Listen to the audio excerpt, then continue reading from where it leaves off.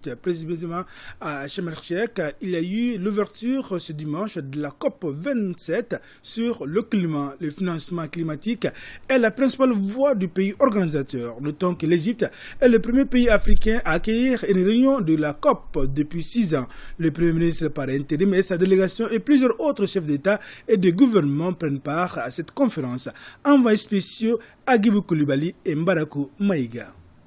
Cette 27e COP a pour objectif principal de rehausser l'ambition climatique.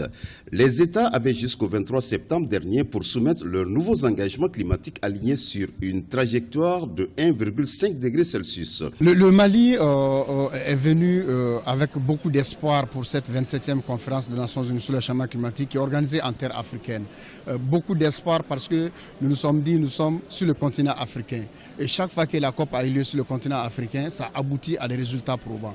Donc l'espoir est permis pour cette COP de Sharm el-Sheikh sur un certain nombre d'éléments.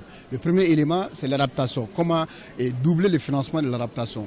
Donc nous avons espoir que nous allons être attendus sur ce sujet.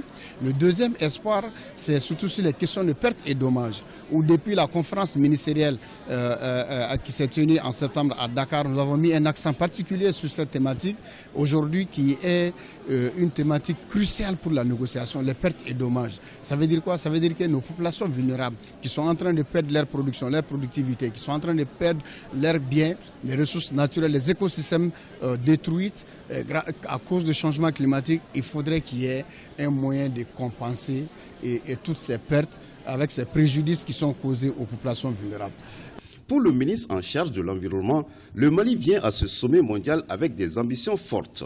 Donc Sharm el-Sheikh, une ville touristique, mais aussi qui révèle les caractères de la COP 27. Et aujourd'hui, nous attendons une grande délégation malienne pour la fête de l'environnement.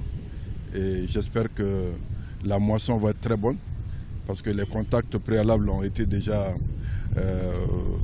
faits par le directeur de l'Agence de l'environnement et du développement durable et l'ambassadeur du Mali ici présent au Caire. Et nous pensons qu'au terme de ces échanges, quand même, le Mali en sortira très heureux pour le financement des projets verts au niveau de notre pays.